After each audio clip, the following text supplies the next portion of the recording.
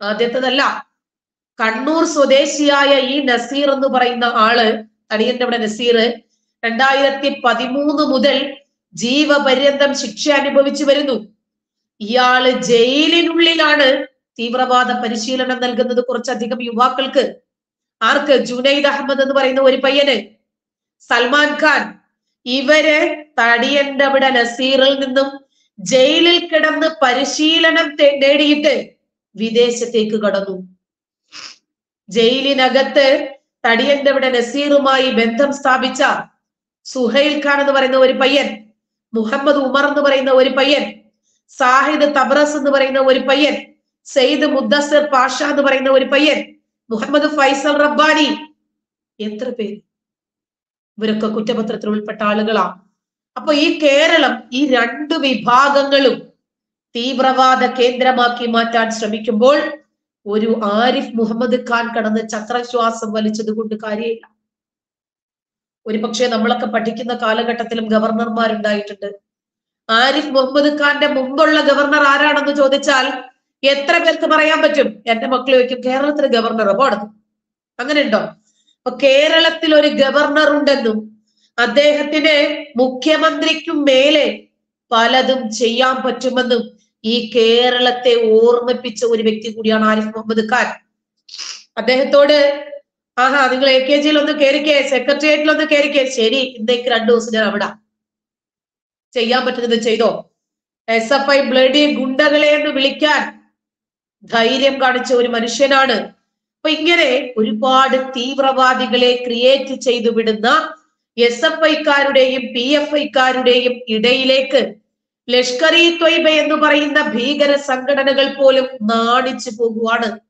നസീറന്മാർ അവരുടെ കഴിവുകൾക്കനുസരിച്ച് അവർക്ക് ലഭിക്കുന്ന മാർഗങ്ങളിൽ ലളിതമായും സുലഭമായും സുന്ദരമായും തീവ്രവാദ ലക്ഷ്യം എന്ന ഒറ്റ ലക്ഷ്യത്തിലേക്ക് ഓടിയെടുക്കുമ്പോൾ ലഷ്കർ-ഇ ത്വയ്ബയുടെ പ്രവർത്തനങ്ങൾ അവരുടെ നാടുകളിൽ ചെയ്യുന്നതിനേക്കാൾ, പാകിസ്ഥാനിലും സിറിയയിലും അഫ്ഗാനിലും ചെയ്യുന്നതിനേക്കാൾ കൂടുതൽ മെച്ചപ്പെടുത്തുന്നതിനു വേണ്ടി ജുനൈദന്മാരെയും സൽമാന്മാരെയും ഒക്കെ ഈ നാട്ടിലേക്ക് റിക്രൂട്ട് ചെയ്ത് പഠിപ്പിച്ച് പുതിയ പുതിയ തീവ്രവാദികളാക്കി മാറ്റുവാണ്. അതിനുശേഷം ബാക്കി പിന്നെ അവര് നോക്കിക്കൊള്ളുമല്ലോ. ഇതൊരു തരം ഒരു ബൈനറി പ്ലാൻ പോലെ ഒരു തരം മണി ചെയിൻ മാർക്കറ്റിംഗ് ആണ്. അപ്പൊ ബാക്കിയുള്ളത് അവര് നോക്കിക്കൊള്ളും. ജുനൈദുമായിട്ട് ഗൂഢാലോചന നടത്തുവാണ് തടിയന്റെ അവിടെ നസീർ.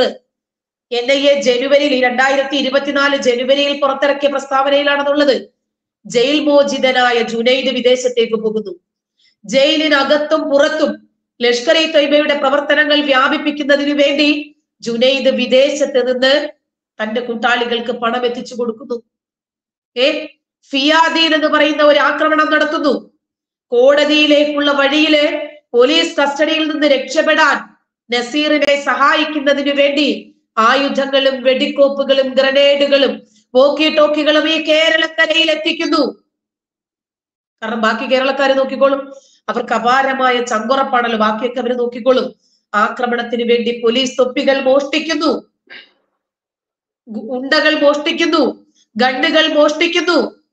എന്നിട്ട് സർക്കാർ ബസ്സുകൾക്ക് തീയിടാൻ ജുനൈദ് കൂട്ടുപ്രതികൾക്ക് നിർദ്ദേശം നൽകുന്നു. കഴിഞ്ഞ വർഷം ജൂലൈയിൽ ആയുധങ്ങളും മറ്റും പിടിച്ചെടുത്തതോടെ ഗൂഢാലോചന പരാജയപ്പെട്ടു എന്നാണ് NIA പറഞ്ഞത്. ഇതൊക്കെ നമ്മുടെ നാട്ടിൽ നടക്കുന്ന സംഭവങ്ങളാ. ഏതു മാധ്യമം ബൈജു ഈ വാർത്തകളൊന്നും കൊടുക്കും? ഏറ്റവും രസകരം ടീച്ചറെ, ഇതില് കർണാടകയിൽ കോൺഗ്രസ് ഭരണം തിരിച്ചു പിടിച്ച സമയത്ത് അവർ പറഞ്ഞൊരു ഡയലോഗ് ഉണ്ട്. അതായത് കർണാടകയിൽ സ്നേഹത്തിന്റെ കട തുറന്നു എന്നാ പറഞ്ഞത്. ഈ കട തുറന്നു എന്ന് പറഞ്ഞു തീരുന്നതിന് മുൻപ് തന്നെ ഇന്നിപ്പോൾ ഭാരതത്തിൽ എവിടെ നോക്കിയാലും ഒരു ബോംബ് സ്ഫോടനം കാണാനാവില്ല. പക്ഷെ കോൺഗ്രസ് ഭരിക്കുന്ന സംസ്ഥാനങ്ങളിൽ ബോംബ് സ്ഫോടനങ്ങളുടെ പരമ്പര ഇടയ്ക്കിടെ വരുന്നുണ്ട്. മാത്രമല്ല ഇപ്പോ ബാംഗ്ലൂരിലുള്ള ഈ പരപ്പന അഗ്രഹാര ജയിൽ, ടീച്ചർ പറഞ്ഞ ഈ തടിയന്റെ അവിടെ നസീർ ആസൂത്രണം നടത്തിയ ജയിൽ അതാണെന്ന് എന്റെ ഓർമ്മ. ആ ജയിലിൽ തന്നെയാണ് നമ്മുടെ മദനിക്കാക്കയും ഭീകരനായിട്ടുള്ള മദനിക്കാക്കയും, ഇനി വേണ്ട കോടിയേരിയുടെ പുത്രനായുള്ള ബിനീഷ് കോടിയേരി ആയാലും ജയലളിത അടക്കമുള്ള ആളുകളൊക്കെ പാർപ്പിക്കപ്പെട്ടത് അവിടെയായിരുന്നു. അതെന്തുകൊണ്ടാണ് കർണാടകയിൽ തന്നെ ഇവന്മാരെയൊക്കെ ഈ തമിഴ്നാട്ടിലായിക്കോട്ടെ മറ്റേതെങ്കിലും സംസ്ഥാനങ്ങളിൽ പാർപ്പിക്കാത്തത് എന്ന് ചോദിച്ചു കഴിഞ്ഞാൽ സത്യത്തിൽ അന്ന് കർണാടക എടുത്തിട്ടുള്ള നിലപാടുകൾ അതിശക്തം തന്നെയായിരുന്നു. ഇന്നിപ്പോൾ കോൺഗ്രസ് ഭരണം പിടിച്ചതോടുകൂടി തന്നെ സ്നേഹത്തിന്റെ കടകൾ തുറക്കപ്പെട്ടിരിക്കുന്നു എന്നും പറഞ്ഞുകൊണ്ട് ഇസ്ലാമിക ഭീകരന്മാരുടെ വോട്ട് നേടി ജയിച്ചത് കൊണ്ട് തന്നെ അവർക്ക് അയഞ്ഞു കൊടുക്കേണ്ട ഒരു നിലപാടുകളിലൊക്കെ വെള്ളം ചേർക്കേണ്ട അവസ്ഥ വന്നിരിക്കുന്നു.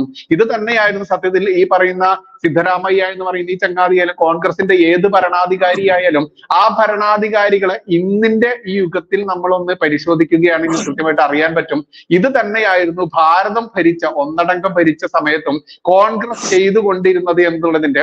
ഇന്നവർക്ക് ഭാരതം ഒന്നടങ്കമുള്ള ഭരണം പോയത് കൊണ്ട് സംസ്ഥാനങ്ങളിലുള്ള ആ ഭരണങ്ങളെ നാരിഴകീരി പരിശോധിച്ചാൽ നമ്മൾക്ക് മനസ്സിലാക്കാനാവും. എന്നിരുന്നാലും NIA എന്ന് പറയുന്ന അതല്ലെങ്കിൽ കേന്ദ്ര സേനകൾ അതിശക്തമായതുകൊണ്ട് തന്നെ എത്രത്തോളം ഇവർ സ്നേഹത്തിന്റെ കട തുറക്കുന്നു എന്ന് പറഞ്ഞുകൊണ്ട് മുസ്ലിം ഭീകരതയ്ക്ക് കൂട്ടുനിന്നുകൊണ്ട് അവർക്ക് ചെയ്യാനുള്ള സകലമാന ഇസ്ലാമിക ഭീകരതയ്ക്കും കൂട്ടുനിൽക്കുമ്പോൾ അതിനെ കൃത്യമായിട്ട് NIA എന്ന് പറയുന്ന ആ സിസ്റ്റം ഉള്ളത് കൊണ്ട് തന്നെ പ്രതിരോധിക്കപ്പെടുന്നുണ്ട്. ഇത്തരത്തിൽ ജയിലിനുള്ളിൽ തന്നെ ഇവർക്ക് വലിയൊരു യോഗം ചേരാനാവുക. ആ യോഗം മാത്രമല്ല, ഈ യോഗത്തിന്റെ ഒപ്പം അവിടെ കാഫിറുകളായിട്ടുള്ള, നമ്മൾ ആ വാക്ക് തന്നെ ഉപയോഗിക്കേണ്ടതുണ്ട്, ഈ കാഫിറുകളായിട്ടുള്ള സഹതടവുകാരുണ്ടല്ലോ, ഇവരോട് ചെയ്തതും കൂടി നമ്മൾ ഇതിന്റെ ഒപ്പം കൂട്ടി വായിക്കേണ്ടതുണ്ട്. ഇവർ ചെയ്തത് എന്തെന്ന് ചോദിച്ചാൽ അവരെ മതം മാറ്റി എന്നുള്ളതാണ്. അവരെ മതം മാറ്റാൻ വേണ്ടി തടിയന്റെ അവിടെ നസീർ അടക്കമുള്ള ഇസ്ലാമിക കൊടുംഭീകരന്മാർ അവരെ മതം മാറ്റിക്കൊണ്ട് അവരെയും തലച്ചോറിൽ അതല്ലെങ്കിൽ തലച്ചോറിന് പ്രക്ഷാളനം, മസ്തിഷ്ക പ്രക്ഷാളനം നൽകിക്കൊണ്ട് അവരെ മാറ്റിക്കൊണ്ട് അവരെയും ഇസ്ലാമിക ഭീകരന്മാരാക്കി. അതുകൊണ്ട് തന്നെയാണ് NIA കൃത്യമായിട്ടും ഈ കർണാടകയിൽ ഫോക്കസ് ചെയ്തത് കൊണ്ട് തന്നെ അവർക്ക് കൃത്യമായിട്ടും അത് പറയാനാവും ഇത്തരത്തിലുള്ള നടപടികളാണ് അവിടെ നടക്കുന്നത് എന്നുള്ളത്. അത്തരത്തിൽ അവരുടെ ആ റിപ്പോർട്ട് പ്രകാരം തന്നെയാണ് ഇന്നിപ്പോൾ ഇത്രയും സംസ്ഥാനങ്ങളിലൊക്കെ അതിശക്തമായിട്ടുള്ള റെയ്ഡുകൾ നടക്കുന്നത്. അത് സംസ്ഥാനം ഭരിക്കുന്നത് കോൺഗ്രസ് ആയിട്ട് കൂടി ഇത്രയ്ക്കും NIA നോക്കുന്നുണ്ടെങ്കിൽ ഇവിടെ പിണറായി വിജയൻ അടക്കമുള്ള, നമുക്കറിയാം തമിഴ്നാടിനെ പറ്റി ചിന്തിക്കുകയാണെങ്കിൽ ഇന്നിപ്പോൾ പിണറായി വിജയന്റെ അനിയനാണ് അതല്ലെങ്കിൽ പിണറായി വിജയന്റെ ജ്യേഷ്ഠനാണെന്ന് തോന്നിക്കുന്ന രീതിയിൽ തന്നെ പിണറായി വിജയനേക്കാൾ ഒരു പടി മുന്നിലേക്ക് പോയിക്കൊണ്ട് ഇസ്ലാമിക പ്രീണനം നടത്തുന്ന മറ്റൊരു ഭരണാധികാരി തന്നെയാണ് ഈ സ്റ്റാലിൻ എന്ന് പറയുന്ന ഈ ചങ്ങാതിയുടെ ചരിത്രം കൂടി നമ്മൾ പരിശോധിക്കേണ്ടത്.